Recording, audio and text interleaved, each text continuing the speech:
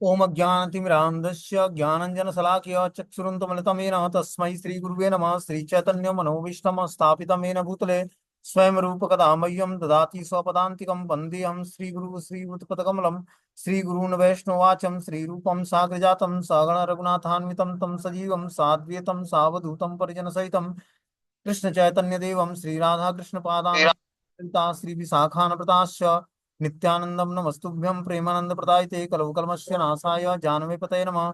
नमो महावदन्याय कृष्ण प्रेम प्रदायते कृष्णाय कृष्ण चैतन्य नामिने गौरद्विष नमः। पंचतत्वात्मकं कृष्णं भक्त रूप स्वरूपं भक्तावतारं भक्ताख्यं नमामि भक्ति सत्यकम्। नमस्ते बलिनाम श्रेष्ठ नमस्ते धरणीधर प्रलंबारे नमस्ते तु त्राईमाम कृष्ण पुरुज्वा कृष्णाय वासुदेवाय देवकी नंदनाय च नंद गोप कुमाराय गोविंदाय नमो नमः। वासुदेव सुतम देवम कंस चारूणमर्दनम देवकी परमानंदम कृष्णं वंदे जगद्गुरुम। हे कृष्ण करुणा सिंधु दीनबंधु जगतपतये गोपीश गोपिका कांत राधा कांत नमस्तुते। तप्त कांचन गौरांगे श्री राधे वृंदावनेश्वरी वृषभानुसुते देवी प्रणमामि हरिप्रिये। वाञ्छाकल्पतरुभ्यश्च कृपा सिन्धुभ्यो च पतितानां पावनेभ्यो वैष्णवेभ्यो नमो नमः। जय श्री कृष्ण चैतन्य प्रभु नित्यानंद श्री अद्वैत गदाधर श्रीवासादि श्री गौर भक्तवृंद। हरे कृष्णा कृष्ण कृष्णा हरे हरे हरे राम राम राम हरे हरे। तो हम लोग जो है यात्रा करते करते ब्रजमंडल की परिक्रमा करते करते बरसाना पहुंचे थे। बरसाना से जब नंदगांव की तरफ आगे बढ़ते हैं तो बरसाना से जस्ट जब नंदगांव के रास्ते पर आते हैं तो वहां पर प्रेम सरोवर पड़ता है। उसकी लीला हमने कल बताई थी, प्रेम सरोवर की क्या लीला है। अब उसके आगे जब बढ़ते हैं तो बिहल कुंड पड़ता है। और उसके आगे जो है संकेत एक जगह है। हम लोगों ने बिहल कुंड तक यात्रा किया था। अब आज जो है संकेत एक जगह है, उसकी यात्रा करते हैं, उसके बारे में जानते हैं। बोलते हैं नंदगांव और बरसाना दोनों के बीच में एक संकेत स्थित है। श्रीमती राधा रानी श्री कृष्ण इस युगल के पूर्व राग के पश्चात सर्वप्रथम मिलन यहीं पर हुआ था। श्रीमती राधिका अपनी ससुराल जावट से श्री कृष्ण नंदगांव से परस्पर इस स्थान पर मिलते थे। राधा रानी जावट से आकर और श्री कृष्ण जो है नंदगांव से आकर परस्पर यहीं मिला करते थे, इसी संकेत स्थान पर। वृंदा देवी, बीरा देवी और सुबल सखा ये दूत और दूती दूतनी का कार्य कर संकेत के द्वारा राधा कृष्ण दोनों का मिलन कराते थे। इसलिए इस स्थान का नाम संकेत है। कभी कभी श्री राधिका जी और कभी कभी कृष्ण इस स्थान पर परस्पर मिलने के लिए अभिसार करते हैं। कृष्णदास कविराज गोस्वामी द्वारा रचित गोविंद लीलामृत और श्री विश्वनाथ चक्रवर्ती ठाकुर द्वारा रचित कृष्ण भावनामृत ग्रंथ में नैस्य ओम निशांत लीला का इस संकेत स्थल पर राधा कृष्ण के मिलन और विलास का अद्भुत रस सरस रूप में वर्णन किया गया है। योग माया की अभिलाषा के अनुसार श्री बीरा एवं वृंदा देवी ये दोनों प्रधान दूतनी श्री राधा कृष्ण युगल का परस्पर मिलन कराती हैं। तो वृंदा देवी जो है राधा रानी और कृष्ण के लीलाओं का मैनेजमेंट करती है। ठीक है ना। पूरा व्यवस्थित मैनेजमेंट जो है वृंदा देवी करती हैं। जो वृंदावन में भगवान की लीलाएं होती हैं डेली बेसिस, ठीक है ना, जो लीलाएं करते हैं भगवान, उसका मैनेजमेंट जो है वृंदा कुंड पे होता है जो बरसाने के आगे है। और सोचो वृंदा देवी बरसाने के आगे हैं, नंदगांव से आगे, और लीला भगवान की यहाँ संपन्न होती है। पूरा ब्रजमंडल जो है 84 कोस एक कमल के फूल जैसा है। भगवान एक कदम आगे बढ़ाते हैं तो वृंदा देवी के पास पहुंच जाते हैं। या वृंदा देवी एक कदम आगे बढ़ाती है तो भगवान के मैनेजमेंट के लिए कौन से भगवान के रास नृत्य में जो है कौन सी लीलाओं में कौन से ड्रेस भगवान पहनेंगे, कौन सी ड्रेस राधा रानी पहनेंगी, कौन सी गोपी आज भगवान को आनंद प्रदान करेगी, कौन सी मंजरियां होंगी भगवान के साथ, कौन से तोते होंगे, कौन से मोर होंगे, ये सारे लीलाओं का मैनेजमेंट जो है वृंदा देवी करती हैं। ये तुलसी महारानी है, वही वृंदा देवी के स्वरूप में भगवान की लीलाओं का मैनेजमेंट करती हैं। जो निवास कहाँ करती हैं? नंदगांव से आगे वृंदा कुंड पर। नंदगांव से आगे आप लोग बढ़ोगे तो वृंदा कुंड है, बहुत सुंदर मंदिर है देवी का, तुलसी महारानी का। बोलते हैं कि योग माया की अभिलाषा के अनुसार श्री बीरा और वृंदा देवी ये दोनों प्रधान दूतनियां श्री राधा कृष्ण युगल का परस्पर मिलन कराती हैं। श्री वृंदा देवी निशांत के समय युगल के मधुर जागरण की व्यवस्था करती हैं। सुख सारिक अपने सुमधुर वचनों से उनका प्रबोधन करते हैं। कोकिल अपने मधुर काकली और कुहू कुहू स्वरों से मयूर मयूरी अपने केंके शब्दों से उनको जगाने में सहायता करते हैं। ललिता विशाखा सखियां उनकी आरती उतारती हैं। कखटी ये जटिला शब्द के उच्चारण से संकुचित हो श्री राधा और कृष्ण अपने अपने भवन में पधार कर शयन करते हैं। जटिला जो है राधा रानी की सास है, मतलब अभिमन्यु की माता जी है। राधा रानी के पति का नाम अभिमन्यु था, ठीक है ना। उनका विवाह हुआ था। जटिला उनकी सास थी और कुटिला जो है ननद थी। तो एक पक्षी है बूटी मरकटी या बानरी, ये जटिला शब्द उच्चारण, जैसे जब मयूर कैंके का आवाज करता है, ठीक है ना, और जो है कोयल कूकती है, उसी तरह ये जो बूढ़ी मरकटी होती है बंदरिया, वो जटिला जटिला आवाज करती है। तो राधा रानी को लगता है कि वो कोई जटिला को बुला रहा है, मतलब मेरी सास का नाम उच्चारण कर रहा है। तो वो क्या करती है, कृष्ण से अलग होकर अपने भवन में पधार कर शयन करने लगती है। क्योंकि रात्रि के समय राधा रानी मिलने आती है भगवान कृष्ण से। लेकिन जब वो बूढ़ी मरकटी, मतलब जो बंदरिया होती है बुढ़िया, वो जटिला शब्द उच्चारण करती है रात्रि में। वो लीलाओं में ही होती है, वृंदा देवी के द्वारा भेजे। जब भगवान की लीलाओं का समापन करना होता है और उनको अलग अलग अपने अपने भवनों में विश्राम के लिए भेजना होता है, तो मरकटी तुरंत वहां पर प्रकट हो जाती है और वो जटिला शब्द उच्चारण करती है। जटिला शब्द के उच्चारण करने से भगवान कृष्ण भी डर जाते हैं कि लग रहा है राधा रानी की जो सांस है वो आ गई। तो कृष्ण भी डर जाते हैं और राधा रानी भी डर डर कर अपने अपने भवनों में पधार करके और शयन करने लगती हैं। यहाँ संकेत बिहारी जी का मंदिर है। रास मंडल का चबूतरा और झूला मंडप है, यह स्थान दर्शनीय है। रास चबूतरे के सामने पूर्व दिशा में श्री गोपाल भट्ट गोस्वामी की भजन कुटी है। यहीं पर श्री चैतन्य महाप्रभु ने द्वादश वन भ्रमण करने के साथ बैठकर विश्राम किया था। तो यहाँ पर जो है संकेत बिहारी जी का मंदिर है, वहां पर रास मंडल का चबूतरा है और झूला मंडप है। ये स्थल ही वहां पर दर्शन योग्य है। रास चबूतरे के सामने ही पूर्व दिशा में श्री गोपाल भट्ट गोस्वामी जी का भजन कुटी है। ये बरसाना और नंद गांव के बीच में है स्थल। रास मंडल चबूतरा के पास संकेत देवी श्री बीरा देवी का दर्शन होता है। पास ही बिहला देवी, बिहल कुंड, रंग महल, सैया मंदिर तथा गांव के पश्चिम में कृष्ण कुंड दर्शनीय है। कृष्ण कुंड के तट पर श्री वल्लभाचार्य जी का भी बैठक है। कोई कोई संकेत गांव में से नंद गांव की यात्रा करते हैं। कोई कोई आसपास की लीला स्थलियों में रिठौली, भांडोर खोर, श्री मेहरान राना, सातवैया, पाई, तिलोयार, श्रृंगारवट, बिछोब, अंधोप, सौंद, बंचारी, होडल, दई गांव, लालपुर, हारोयान गांव, सांचुली, गेंडो गांव आदि का दर्शन और परिक्रमा कर नंद गांव का दर्शन करते हैं। तो इस तरह से ये परिक्रमा मार्ग में सारे स्थान पड़ते हैं जो भगवान की लीलाओं स्थलियों से संबंधित है। इस तरह व्यक्ति अलग अलग गांव का दर्शन करते करते फिर नंद गांव पहुंचता है। कुछ लोग डायरेक्टली बरसाना से नंद गांव चले जाते हैं, लेकिन कुछ लोग इस तरह से घूमते हुए आते हैं, जो अलग अलग गांव का हमने नाम बताया। अब इसमें गांव में क्या क्या लीलाएं हुई इसके बारे में हम लोग सुनेंगे। जो हमने पहला नाम लिया रिठौल, रिठौर, बोलते हैं संकेत वन से 1.5 मील पश्चिम में यह गांव स्थित है। वृषभानु महाराज के ज्येष्ठ भ्राता श्री चंद्र भानु गोप का यह गांव है। इन्हीं चंद्र भानु की लाडली बेटी चंद्रावली थी। तो हम लोग देखते हैं कि कृष्ण को प्रेम करने वाले दो पक्ष के लोग हैं, एक राधा रानी का पक्ष है, एक चंद्रावली का पक्ष है। तो वृषभानु लली जो है श्रीमती राधा रानी है, और जो है चंद्र भानु की लाडली जो है चंद्रावली है। दोनों का अपना अपना कुंज है। कभी कभी कृष्ण क्या करते हैं, राधा रानी से अलग होकर और चंद्रावली के कुंज में चले जाते हैं। तो राधा रानी का सुख पता लगाता है कि कृष्ण इस समय कहाँ है, तो देखता है कि चंद्रावली के कुंज में बैठे हुए हैं। तो सुख जो है और मैना जो है, सुख और सारिक पक्षी राधा रानी के दो संवाददाता हैं। तो क्या करते हैं, कृष्ण किस कुंज में बैठे हुए हैं, तो देखते हैं कि चंद्रावली के कुंज में बैठे हैं। क्या कर रहे हैं, तो प्रेम विहल होकर बातें कर रहे हैं। तो तोता और मैना आकर वो खबर जो है राधा रानी को देते हैं, और राधा रानी क्या करती है, मान कर लेती है कि अब मुझे कृष्ण से कभी बात नहीं करनी है। और फिर जो है क्या करते हैं, कृष्ण जो है विशाखा सखी के माध्यम से एक गोपी बनकर आते हैं और वीणा वादन करते हुए।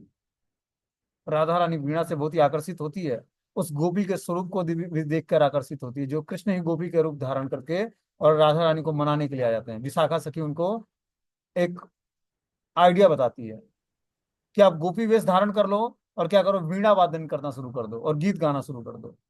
इस तरह से राधा रानी मान जाएगी आपसे। तो कृष्ण क्या करते हैं, गोपी वेश धारण कर लेते हैं और वीणा वादन करते हुए राधा रानी के पास जाते हैं। राधा रानी उस नई नवेली गोपी को देखकर आकर्षित हो जाती है, वीणा वादन सुनकर और उस गोपी के मुख से गान सुनकर उसका आलिंगन कर लेती है। जैसे ही आलिंगन करती है, पता लगता है ये तो हमारे प्रियतम भगवान कृष्ण है। फिर रुक जाती है, फिर भगवान मनाते हैं और आलिंगन कर लेते हैं। इस तरह से लीलाएं भगवान की चलती रहती है बरसाना धाम में। अब आगे जो है, बोलते हैं कि जहाँ चंद्रावली जी अपनी सखियों के साथ बाल क्रीड़ाएं, स्नान और जल क्रीड़ा भी करती हैं, यहाँ वल्लभाचार्य जी की भी बैठक है। अब आगे जब पढ़ते हैं रिठौर से, तो भांडोर खोर, रिठौर से 4 मील पश्चिम उत्तर और नंदगांव से 4 मील पश्चिम में यह स्थान स्थित है। महाराजा नंद की पश्चिम दिशा में इसी जगह पर गौशाला थी, जहां दूध के भांड गायों के दूध से भरे जाते थे या धोए जाते थे। इसलिए इस स्थान का नाम भांडोर खोर है। यहाँ पर नंद महाराज के पास 9 लाख गायें थी। उस सारे गायों से दूध निकालकर भांडों में भरे जाते थे, बर्तनों में भरे जाते थे, और इसीलिए उसका नाम भांडोर खोर है। अब आगे जो है मेहरान गांव पड़ता है। बोलते हैं यह स्थान भांडोर खोर से 2 मील पश्चिम में स्थित है। यहाँ श्री कृष्ण के चाचा अर्थात ब्रजराज नंद के द्वितीय ज्येष्ठ भ्राता अभिनंदन गोप का गांव है। ये यहीं पर वास करते थे और पास में ही उनकी गौशाला थी। कोई कोई इस स्थान को यशोदा का पित्रालय भी मानते हैं। गांव के पूर्व में क्षीर सागर विराजमान है। कहा जाता है कि शिवरात्रि के दिन अर्धरात्रि के समय उस कुंड के बीच में दूध की एक धारा निकलती है, इसलिए इसे क्षीर सागर कहते हैं। तो मेहराना गांव है जहां पर नंदराज के जो बड़े भाई थे अभिनंदन जी, उनका गांव है। ठीक है ना। और वहां पर यशोदा जी का पित्रालय भी है। और इस तरह से शिवरात्रि के अर्धरात्रि में वहां पर उस कुंड के बीच से दूध की एक धारा निकलती है, इसलिए उसको क्षीर सागर कुंड बोलते हैं। इसकी स्टोरी इस प्रकार है कि एक समय बाल कृष्ण को लेकर यशोदा मैया अपने ज्येष्ठ अभिनंदन गोप के वहां आई। तो नंद बाबा के ज्येष्ठ भ्राता जो थे अभिनंदन जी थे। तो यशोदा मैया एक बार बाल कृष्ण को लेकर अपने लाला को और अभिनंदन गोप के पास आती है। भोजन के पश्चात रात में यशोदा मैया पलंग पर कृष्ण को गोदी में लेकर सुला रही थी। कृष्ण ने कहा, मैया एक कहानी सुनाओ। यशोदा रानी ने कहानी कहने लगी और कही, कृष्ण हूं हूं करने लगे। जब जो है यशोदा मैया कहानी सुनाने लगी, तो कृष्ण हुंकारी भरने लगे। बोलते हैं कि यशोदा जी कहने लगी कि दशरथ नाम के एक राजा थे, उनके 4 पुत्र थे, राम लक्ष्मण भरत और शत्रुघ्न। राम का विवाह महाराजा जनक की बेटी जानकी से हुआ था। पिता के आदेश से राम अपनी पत्नी सीता और छोटे भैया लक्ष्मण को साथ लेकर वन में चले गए। कृष्ण हूं हूं करके हुंकारी भरते जा रहे थे। यशोदा मैया ने कहा, वन में रावण नामक राक्षस ने सीता का हरण कर लिया। इतना सुनते ही कृष्ण अपने पूर्व अवतार राम के आवेश में आविष्ट होकर लक्ष्मण धनुष लाओ कहते हुए पलंग से कूद पड़े। ऐसा देखकर यशोदा मैया डर गई और यह लीला यहीं पर हुई थी। तो इसी कारण इसको मेहरान गांव कहते हैं कि यशोदा मैया अपने लाला कृष्ण को राम रूप की कथा सुनाने लगी। और आगे बताती है कि जो है रावण प्रकट होता है सीता का हरण करने के लिए। तो जैसे ही सीता का हरण सुनते हैं कृष्ण, तो अपने पुराने आवेश में आ जाते हैं, राम के आवेश में। और राम के आवेश में आकर लक्ष्मण को पुकारते हैं और बोलते हैं, मेरा धनुष लेकर आओ। और इस तरह से यशोदा मैया के साथ सोए होते हैं कृष्ण, बाल कृष्ण, लेकिन अपने पलंग से कूदकर आवेशित होकर और लक्ष्मण को पुकारने लगते हैं। अब आगे जो है सातवैया एक जगह पड़ता है। बोलते हैं मेहरान गांव से 2 मील पश्चिम में यह गांव स्थित है। इसका नामांतर सतवास भी है। यह श्री कृष्ण की महिषी सत्यभामा के पिता महाराजा सत्राजित की सूर्य आराधना का स्थल है। सत्रा शब्द का ही अपभ्रत्य सत्वास्य है। गांव के उत्तर पूर्व कोण में सूर्य कुंड विराजमान है। इसी कुंड के उत्तर तट पर सूर्य मंदिर है। इसी कुंड में स्नान करके महाराजा सत्राजित सूर्य की आराधना करते थे। सूर्य देव ने प्रसन्न होकर उनको एक सूर्य कांति मणि प्रदान की थी, जो प्रतिदिन महाराजा सत्राजीत को प्रचुर स्वर्ण प्रदान करती थी। तो हम लोग देखते हैं कि जो है द्वारका लीला में सत्यभामा जो भगवान की महिषी पटरानी है, उनके पिता जो सत्राजीत थे वो यहाँ पर ही सातवैया ग्राम में ही सूर्य की आराधना करते थे। यहाँ पर सूर्य देव का मंदिर है, सूर्य कुंड स्थित है, और सूर्य देव प्रसन्न होकर उनको सूर्यकांति मणि मणि प्रदान किए थे, जो रोज क्या करता था, प्रचुर मात्रा में स्वर्ण उत्पन्न करता था। अब सातोइया गांव से जब आगे बढ़ते हैं तो पाई गांव पड़ता है। बोलते हैं 7 वास से 5.5 मील उत्तर पश्चिम कोण पर पाई गांव स्थित है। इस समय श्री कृष्ण सखियों के साथ लुका छिपी की लीला खेल खेल रहे थे। कृष्ण कहीं छिप गए। राधिका के साथ सखियां अत्यंत व्याकुल होकर उन्हें खोजने लगी। बहुत प्रयत्न करने पर गोपियों ने कृष्ण को यहीं पर ढूंढ निकाला। कृष्ण को पाकर सखियां सहित राधिका बड़ी ही प्रसन्न हुई और बोली, पाई पाई अर्थात पा लिया। इसलिए इस गांव का नाम पाई प्रसिद्ध हो गया। ये सभी गांव ब्रज की सीमा पर अवस्थित हैं। तो ये सब जो है ब्रजमंडल में जब हम परिक्रमा करते हैं तो ये सारी लीला स्थलियां भगवान की पड़ती हैं। ठीक है ना। इन लीला स्थलियों का स्मरण करने मात्र से हमें ब्रजमंडल परिक्रमा का ही परिणाम मिलेगा। ठीक है ना। इतना हम लोग परिक्रमा करके नहीं जान पाएंगे जितना इस लीलाओं को श्रवण करके और उस लीला स्थली को जान पाएंगे। आगे जब पाई गांव से आगे बढ़ते हैं तो तिलो यार एक जगह पड़ता है।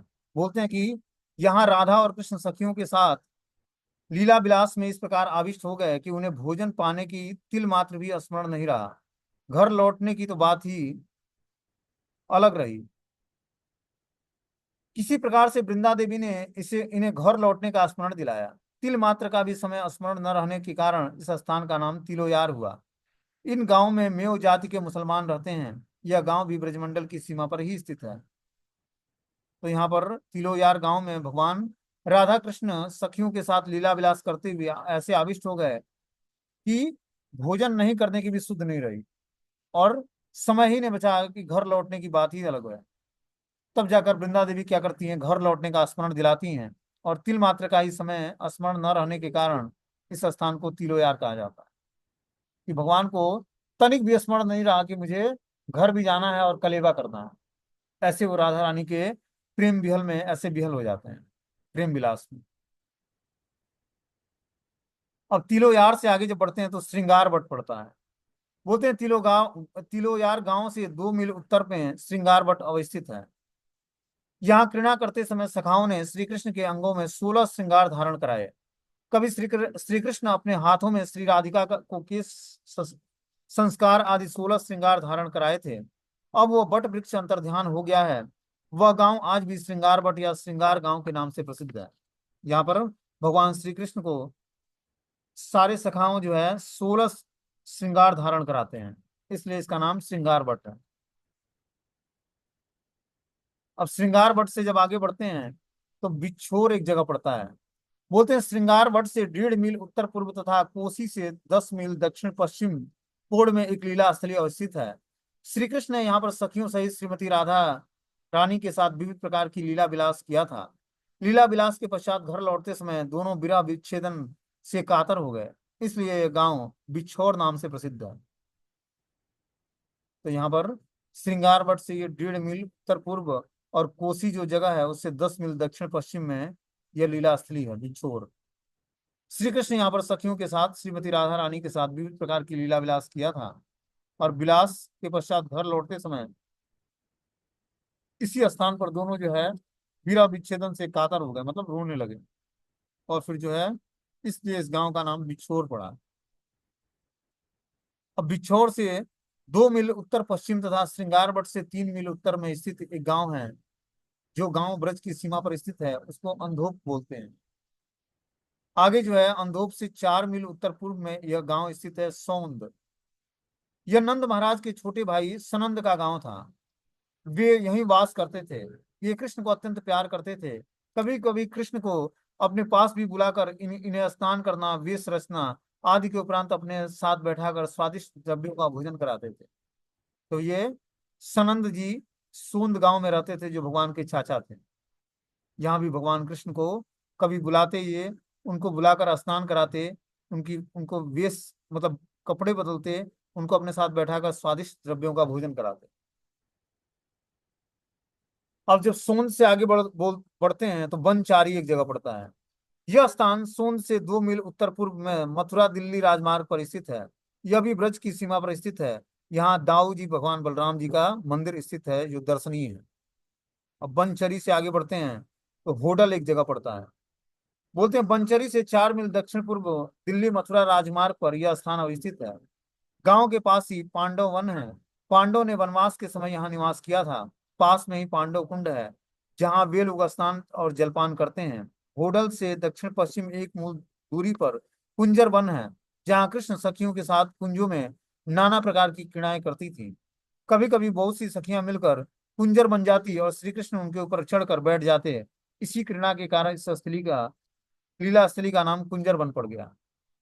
तो क्या करती, यहाँ पर पास में ही पांडवों का कुंड है और वे लोग यहाँ पर स्नान और जलपान करते थे वनवास के समय। होडल एक जगह है, वहां से दक्षिण पश्चिम में 1 मील की दूरी पर कुंजर वन है। यहाँ पर क्या लीला संपन्न होती कि सखियां सारी जो है कुंजर बन जाती। कुंजर मतलब हाथी, एक के ऊपर एक सीरीज में जो है आपस में इकट्ठा होकर और हाथी के स्वरूप में हो जाते। और कृष्ण ऊपर सबसे ऊपर बैठ जाते और क्या करते, अपनी बांसुरी बजाते और इस तरह से क्रीड़ा करते। और इस तरह से इसलिए इस लीला असली का नाम कुंजर बन पड़ा, क्योंकि गोपियां यहाँ पर हाथी बनी और भगवान इस पर हथवान बन गए, मतलब सवारी करते। अब जब होडल से आगे बढ़ते हैं तो दई गांव पड़ता है। बोलते हैं यह स्थान होडल से 3 मील दक्षिण में स्थित है। यहाँ सखाओं के साथ कृष्ण ने दान लेने के बहाने गोपियों से दही को लूटा था। यहाँ दधी घाट, दधी कुंड, मधुसूदन कुंड, श्रृंगार मंदिर, शीतल कुंड, सप्त वृक्ष मंडली दर्शनीय है। शीतल कुंड के तट पर कदम वृक्ष के नीचे श्री वल्लभाचार्य जी की बैठक है। अब दही गांव से आगे बढ़ते हैं तो लालपुर एक जगह पड़ता है। बोलते हैं दही गांव से 1.5 मील पश्चिम की ओर यह गांव स्थित है। इस गांव के उत्तर में दुर्वासा मुनि का आश्रम है। वहां दुर्वासा कुंड और दुर्वासा जी का मंदिर है। अब उस दुर्वासा जी के कुंड से आगे बढ़ते हैं तो हारोयान ग्राम पड़ता है। इस गांव की स्टोरी क्या है कि इस गांव का नाम पीपरवार है। यहाँ श्रीमती राधिका रानी को पासा क्रीड़ा में कृष्ण को हराकर उनकी बंसी जीत ली थी। यहाँ पर राधा रानी पासा खेलती थी भगवान कृष्ण से, और कृष्ण को हराकर उनकी बंसी को, भगवान ने अपनी बंसी को दांव पर लगा दिया और राधा रानी क्या करती है, पासे में जीत जाती है और उनकी बंसी को जीत लेती है। प्रसंग इस प्रकार है, लीला क्या घटी कि किसी समय श्रीमती राधिका जी ने ललिता सखियों से यह परामर्श किया कि कृष्ण शारीरिक सौंदर्य में हम लोगों से अधिक बलवान होने के कारण शारीरिक शक्ति वाली क्रीड़ाओं में भी हमें पराजित कर देते हैं। तुम लोग बुद्धि से संबंधित ऐसी क्रीड़ा का आविष्कार करो जिसमें हम कृष्ण को सरलता से पराजित कर सके। ललिता सखी ने श्रीमती राधा रानी को पासा क्रीड़ा के द्वारा कृष्ण को हराने का परामर्श दिया। परामर्श के पश्चात सखियों ने कृष्ण को पासा क्रीड़ा के लिए चुनौती दे दी। खेल आरंभ होते ही श्रीमती राधिका ने सहज रूप से कृष्ण को पराजित कर बाजी में रखी हुई उनकी बंसी छीन ली। पास ही बैठे मधुमंगल खिन्न होकर कहा, कन्हैया, गोपियों ने अभी तुम्हारी बंसी ले ली है, फिर ये तुम्हारे सर्वस्व हरण कर लेंगी। तुम गौचारण में भी प्रवीण हो, गौओं को चराओ, तुम्हें इस प्रकार पराजित होता देखकर मुझे बड़ा दुख होता है। तो जो भगवान का मित्र मधुमंगल तो ब्राह्मण था, उसने क्या बोला कि तुम पासा खेलने की कला में गोपियों से जीत नहीं सकते हो, तुम गाय चराने की ही कला में जीत सकते हो, इसलिए तुम गाय ही चराओ, गोपियों के साथ पासा मत खेलो, ये तुम्हें हरा कर तुम्हारा सर्वस्व छीन लेंगी। ऐसा कहकर ही करके हंसने लगा मधुमंगल। कृष्ण ने उस बाचाल ब्राह्मण को कहकर डांट डपट कर चुप कराने के लिए कहा। इस लीला को कृष्ण पासा क्रीड़ा के में हराने के कारण इस गांव का नाम हारियो आना पड़ा। मतलब भगवान कृष्ण यहाँ पर हार जाते हैं अपनी बंसी को गोपियों से। अब हारियो आना गांव के आगे जो है, ये हारियो आना बाद में हरियाणा बन गया। होडल गांव जो है हरियाणा में है। तो ये हारियो गांव, यहाँ पर भगवान जो है अपनी बंसी हार गए थे, इसलिए इसका नाम हारियो आना पड़ा। और धीरे धीरे जो है हरियाणवी भाषा में उसको हरियाणा बोला जाता है। अब आगे जो हारियो आना से जब आगे बढ़ते हैं तो सांचुली ग्राम पड़ता है। एक्चुअल में जो ब्रज मंडल की जो 84 कोस का क्षेत्र है, वो यूपी में है, राजस्थान में है और हरियाणा को टच करते हुए इन 3 स्टेटों को टच करता है। और कुछ कुछ पार्ट भी जो है ब्रज में आते हैं उसके, राजस्थान के और हरियाणा के, और यूपी का क्षेत्र तो है ही है। तो इसलिए वह उसका नाम हारियो आना पड़ा। बोलते हैं सांचुली, ये ग्राम जो है हारियोना ग्राम से 4 मील दक्षिण कोण पर अथवा नंद ग्राम से 6 मील उत्तर पश्चिम कोण पर यह ग्राम स्थित है। इस ग्राम में चंद्रावली सखी का मंदिर और सूर्य कुंड दर्शनीय है। चंद्रावली सखी यहीं पर सूर्य पूजा के बहाने कृष्ण से मिलती थी। तो चंद्रावली सखी अपने कुंड में भगवान कृष्ण से बस सूर्य पूजा के बहाने कृष्ण से मिलने आती थी। घर से वो बता के आती कि मैं सूर्य देव की पूजा करने जा रही हूँ कुंड पर, और कृष्ण को यहाँ पर बुलाकर बुलाकर उनसे मिलती थी। और सांचुली से आगे जब बढ़ते हैं तो गेंडो एक जगह पड़ता है। बोलते हैं सांचुली ग्राम से 3 मील पूर्व में यह गांव स्थित है। यहाँ कृष्ण और बलदेव सखाओं के साथ गेंद खेलते थे।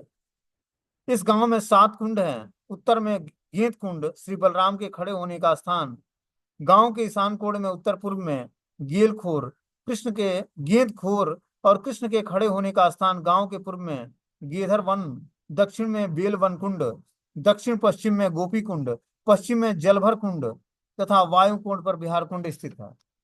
इस तरह से जो है भगवान की ये लीला स्थलियां यहाँ पर विराजमान है। अब आगे बढ़ते हैं तो बोलते हैं नंदगांव से ब्रजराज श्री नंद महाराज जी का राजभवन है। अब नंदगांव हम लोग पहुंच जाते हैं, ठीक है ना। अब नंदगांव की लीलाएं शुरू होती हैं। बरसाना से चलते चलते इन गांवों का भ्रमण करते करते, जिनका अभी हमने स्मरण कराया आप लोगों को, उसका स्मरण करते करते अब जो है नंदगांव हम लोग पहुंच जाते हैं। नंदगांव जो है ब्रजराज श्री नंद महाराज जी की राजभवन है। यहाँ श्री नंद राय, उपानंद, अभिनंद, सुनंद और नंद के वास स्थान है। इसलिए यहाँ यह नंद गांव कहलाता है। यह बहुत ही सुखद और रमणीय स्थान है। गोवर्धन से 16 मील पश्चिम उत्तर कोण पर, कोसी से 8 मील दक्षिण में और वृंदावन से 28 मील पश्चिम में नंदगांव स्थित है। नंदगांव की प्रदक्षिणा 4 मील की है। यहाँ पर श्री कृष्ण लीलाओं से संबंधित 56 कुंड स्थित हैं, जिनके दर्शन में 3 से 4 दिन लग जाते हैं। तो नंदगांव में 56 कुंड हैं जहाँ पर भगवान लीलाएं किए थे। ब्रज मंडल के हर एक कण में भगवान की लीलाएं होती। अब देखो यहाँ पर भगवान ने 56 कुंडों पर अपनी लीलाएं की थी। बोलते हैं देवादिदेव महादेव शंकर ने अपनी आराध्य देव श्री कृष्ण को प्रसन्न करके यहाँ पर वर मांगा था कि मैं आपकी बाल्य लीलाओं का दर्शन करना चाहता हूँ। स्वयं भगवान श्री कृष्ण ने नंद गांव में उन्हें पर्वताकार में स्थिर होने का आदेश दिया। श्री महादेव शंकर भगवान के आदेश पर नंद गांव में नंदीश्वर पर्वत के रूप में स्थिर होकर अपने आराध्य देव के आगमन की प्रतीक्षा करने लगे। हमने कल क्या बताया था कि जो है ब्रह्मा, विष्णु और महेश तीनों जो है पर्वत के रूप में ब्रजधाम में वास करते हैं। अब यहाँ पर जो है नंदीश्वर पर्वत के रूप में नंदगांव में भगवान शिव वास करते हैं, जो जहां पर कृष्ण बलराम की लीलाएं होती हैं। और आगे जो है ब्रह्मगिरी पर्वत के रूप में ब्रह्मा जी निवास करते हैं बरसाने में, जहां पर बरसाने का मंदिर है। और स्वयं विष्णु जो है गोवर्धन पर्वत के रूप में गोवर्धन में स्थित है। तो ब्रह्मा, विष्णु, महेश कृष्ण की सेवा करने के लिए पर्वत के रूप में इस ब्रजधाम में विद्यमान है। बोलते हैं देवादिदेव महादेव शंकर ने अपने आराध्य देव श्री कृष्ण को प्रसन्न कर यहाँ पर वर मांगा था कि मैं आपकी बाल्य लीलाओं का दर्शन करना चाहता हूँ। स्वयं भगवान श्री कृष्ण ने नंद गांव में उन्हें पर्वताकार में स्थित होकर आदेश दिया कि आप यहाँ पर पर्वत के रूप में आप विराजमान हो जाइए। और इस तरह से नंदीश्वर पर्वत के रूप में भगवान शिव वहां पर विराजमान है, और वहीं पर ही कृष्ण और बलराम का विग्रह है नंदगांव में। श्री शंकर महादेव भगवान के आदेश पर नंदगांव में नंदीश्वर पर्वत के रूप में स्थित होकर अपने आराध्य देव के आगमन की प्रतीक्षा करने लगे। श्री कृष्ण परम वैष्णव शंकर जी की अभिलाषा पूर्ण करने के लिए नंदीश्वर पर्वत पर ब्रजवासियों, विशेषतः नंद बाबा, यशोदा मैया और गोप सखाओं के साथ अपनी बाल्य और प्रौगंड अवस्था की मधुर लीलाएं करते थे। तो इसी नंदीश्वर पर्वत पर भगवान कृष्ण जो है अपनी बाल्य और प्रौगंड लीलाएं संपन्न करते थे। द्वापर युग के अंत में देवमीण नामक एक मुनि हुए। उनकी 2 पत्नियां थीं, एक क्षत्रिय वंश की और दूसरा गोप वंश की। पहली क्षत्रिय वंशी सूरसेन और दूसरा गोप पत्नी प्रजन्य गोप पैदा हुआ। सूरसेन से वसुदेव और आदि क्षत्रिय पुत्र उत्पन्न हुए और प्रजन्य गोप कृषि और गोपालन के द्वारा अपना जीवन निर्वाह करते प्रजन्य गोप अपनी पत्नी वरीयसी गोपी के साथ नंदीश्वर पर्वत के निकट निवास करते थे। देवर्षि नारद भ्रमण करते करते एक समय वहां आए। प्रजन्य गोप ने विधिवत पूजा के द्वारा उनको प्रसन्न करके उनसे उत्तम संतान प्राप्त करने के लिए आशीर्वाद मांगा। नारद मुनि ने उनको लक्ष्मी नारायण मंत्र की दीक्षा दी और कहा, इस मंत्र का जप करने से तुम्हें उत्तम संतान की प्राप्ति होगी। नारद जी के चले जाने पर वे पास ही तड़ाक तीर्थ में स्नान करके वहीं पर गुरु प्रदत्त मंत्र का प्रतिदिन जाप करने लगे।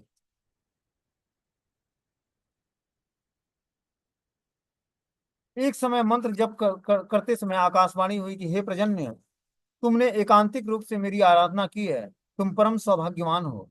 समस्त गुणों से गुणावान तुम्हारे 5 पुत्र होंगे। उनमें से मध्यम पुत्र नंद होगा, जो महासौभाग्यवान होगा। सर्व विजयी खड़ ऐश्वर्य संपन्न प्राणी मात्र को आनंददायक श्री हरि स्वयं श्री कृष्ण उनके पुत्र के रूप में प्रकट होंगे। ऐसी आकाशवाणी सुनकर प्रजन्य गोप बहुत प्रसन्न हुआ। कुछ दिनों के पश्चात उसने 5 पुत्र और 2 कन्याएं पैदा हुई। वे कुछ और दिनों तक नंदीश्वर पर्वत के निकट रहे, किंतु कुछ दिनों के बाद केसी दैत्य के उपद्रव से भयभीत होकर वे अपने परिवार के साथ गोकुल महावन में जाकर बस गए। तो नंद गांव से गोकुल चले गए। केसी बहुत ही एक दैत्य था, वो बहुत ही उपद्रव मचा रखा था। वहीं मध्यम पुत्र नंद महाराज के पुत्र के रूप में भगवान श्री कृष्ण प्रकट हुए। तो वहां पर जो है गोकुल में भगवान नंद नंदन श्री कृष्ण प्रकट होते हैं, और वसुदेव नंदन कृष्ण जो है कंस के जेल में प्रकट हुए। कुछ समय बाद वहां महावन में भी पूतना, सक्टासुर, तृणावर्त आदि दैत्यों के उत्पात को देखकर ब्रजेश्वर श्री नंद महाराज अपने पुत्र आदि परिवार वर्ग तथा गोप गोपियों के साथ छठी करा ग्राम में, फिर वहां से काम्य वन, केलन वन आदि स्थानों से होकर पुनः नंदीश्वर नंद गांव में लौटकर यही निवास करने लगे। यहीं पर कृष्ण की बाल्य और प्रोगंड की बहुत सारी लीलाएं हुई। यहीं से गोपाष्टमी के दिन अपने बछड़े और बछड़ियों को, और 2-4 वर्षों के बाद गोपाष्टमी के दिन ही कृष्ण और बलराम सखाओं के साथ गायों को लेकर गौचारण के लिए जाने लगे।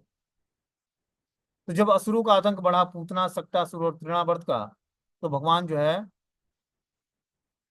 गोकुल महावन को छोड़कर छठी करा ग्राम से होते हुए काम्य वन, खेलन वन आदि स्थानों से होकर पूरा नंदीश्वर पर्वत नंद गांव लौट जाते हैं, और वहीं पर भगवान बाल्य और प्रोगंड लीलाएं संपन्न करते हैं। वहीं पर भगवान 5 वर्ष से जब कम के थे तो बछड़े चराया करते थे। पौगंड अवस्था में भगवान ने बछड़े और बछड़ियों को छोड़ दिया, और गोपाष्टमी के दिन से कृष्ण और बलराम दोनों गाय चराने लगे, गौचारण की लीला संपन्न करने लगे। यहाँ नंद गांव में कृष्ण की बहुत सारी दर्शनीय लीला स्थलियां हैं। अब आगे जो है नंद भवन की क्या महिमा है उसको हम लोग सुनेंगे। बोलते हैं नंदीश्वर पर्वत से संलग्न दक्षिण की ओर नंद भवन की पौड़ी का भग्नावशेष नाम मात्र अवशिष्ट है। यहीं पर विशाल नंद भवन था। इसमें नंद बाबा, माता यशोदा, माता रोहिणी, कृष्ण और बलदेव सबके अलग अलग शयन घर, रसोई घर, भंडारण घर, भोजन स्थल, राधिका और कृष्ण के विश्राम स्थल आदि कक्ष विराजमान है। यहाँ पर कृष्ण और बलदेव ने अपनी बाल्य, प्रौगंड आदि किशोर अवस्था तक की बहुत सारी लीलाएं की थी। यहीं पर मैया यशोदा अत्यंत आग्रह और प्रीति पूर्वक अनुरोध से सखियों के साथ श्रीमती राधिका प्रतिदिन पूर्वाहन में जावट से आकर परम उल्लास पूर्वक माता रोहिणी के साथ कृष्ण के लिए रुचिकर द्रव्यों को पाक करती थी। कृष्ण पास के बृहत भोजनागार में सखाओं के साथ भोजन करते थे। भोजन के पश्चात 100 पग चलकर शयनागार में विश्राम करते थे।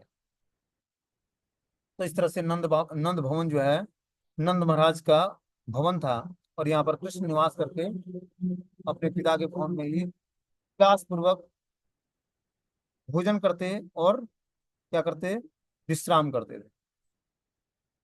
अब आगे जब बढ़ते हैं वहां से, तो राधिका विश्राम स्थल है। बोलते हैं रंधन कार्य समाप्त करने पर, मतलब कृष्ण के लिए भोजन बनाने के बाद राधिका रानी श्री राधिका माता यशोदा के अनुरोध पर श्री धनिष्ठा सखी के द्वारा लाए हुए श्री कृष्ण के भुक्तावशेष का प्रसाद पाकर इसी बगीचे में विश्राम करती थी, जो राधिका विश्राम स्थल है। भगवान कृष्ण जो जूठन छोड़ते, तो धनिष्ठा सखी एक थी, वो क्या करती, श्री कृष्ण का भुक्तावशेष ले आकर और राधा रानी को प्रदान करती। राधा रानी पहले भगवान के लिए कुकिंग करती है, फिर भगवान को भोजन अर्पण कराती है, जो अवशेष बचता है उसको जो है भानिष्ठा सखी जो है वो ले आकर राधा रानी को देती देती है। वो भुक्ता अवशेष प्रसाद ग्रहण करके उसी बगीचे में विश्राम करती हैं। उसी समय सखियां दूसरे से अलक्षित रूप में कृष्ण का उनके साथ मिलन कराती हैं। इस स्थान का नाम राधा बाग है। अब आगे जो है वन गमन स्थान पड़ता है।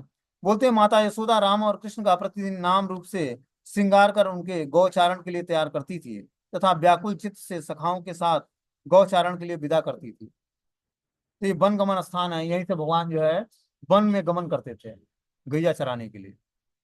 तो माता यशोदा राम और कृष्ण को प्रतिदिन नाना प्रकार के श्रृंगार आभूषण पहनाकर गौचारण के लिए तैयार करती थी इसी स्थान पर। और व्याकुल चित्त से मतलब भगवान से बिछड़ना है, अब कृष्ण गौचारण के लिए जाएंगे तो यशोदा मैया व्याकुल चित्त से सखाओं के साथ गौचारण के लिए कृष्ण और बलराम को विदा करती थी इसी स्थान से, जो वन गमन स्थान है। अब आगे जो है गौचारण गमन मार्ग पड़ता है।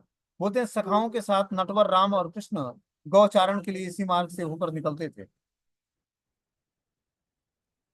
अब आगे जो है राधिका विदा स्थल पड़ता है। बोलता है माता यशोदा श्रीमती राधिका को गोद में बैठाकर रोती हुई उसे जावट के लिए यहीं से विदा करती थी। तो राधिका विदा स्थल है। तो राधा रानी जब भगवान गौचारण के लिए चले जाते तो राधा रानी को यशोदा मैया गोदी में बैठाकर रोती और उन्हें जावट के लिए विदा कर देती। आगे बोलते हैं दधी मंथन का स्थान। यशोदा जी यहाँ पर नित्य प्रति प्रातः कालीन दधी मंथन करती। आज भी यहाँ पर एक बहुत बड़ी दही की मटकी भी दर्शनीय है। अब आगे बढ़ते हैं तो पूर्णमासी जी का आगमन पथ है। पूर्णमासी जो है राधा रानी की दादी जी हैं, उनका आगमन पथ है। राधा रानी की दादी जो पौर्णमासी है वो आती है जिस रास्ते से तो उसको आगमन पथ बोलते हैं। बोलते हैं बाल कृष्ण का दर्शन करने के लिए योग माया पौर्णमासी इसी पथ से नंद भवन में पधारती थी, इसलिए उसको पौर्णमासी आगमन पथ बोलते हैं। ये सारे स्थान बृहद आकार नंद भवन में स्थित हैं। नंद भवन का सरस शब्दों में वर्णन इस प्रकार है कि श्रुतिम परे स्मृति मित्तरे भारत मन्ये भजन्तु भवभीताम अहमिदम नंदम बने यस्या लिंदे परम ब्रह्मम।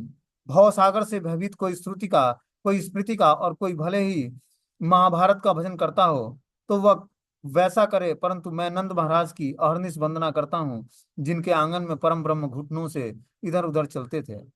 इस तरह से जो है पूर्णमासी का आगमन पथ है।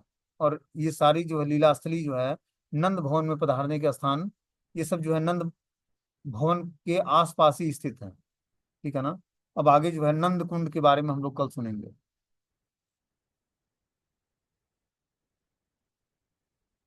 अभी आगे बहुत सारी लीला स्थलियां हैं, नंद कुंड है, नंद बैठक है, तो ये सब जो है उसी नंदेश्वर पर्वत पर ही स्थित है। ठीक है ना। तो इस सबकी लीलाओं को हम लोग कल स्मरण करेंगे। अभी अब मीटिंग क्लोज होने वाला है।